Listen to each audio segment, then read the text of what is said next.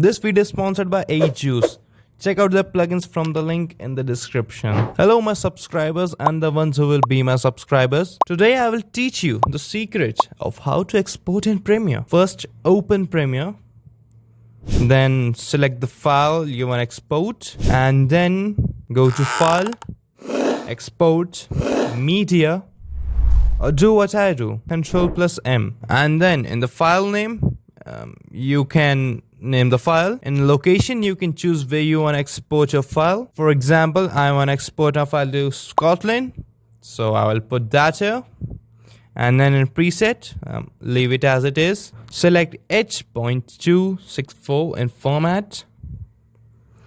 And going down, you'll find bitrate. Set it to 20, that would be fine. And finally, you can hit that cute little export button on that corner right here. If you want to know about some useful websites, click on this video right here.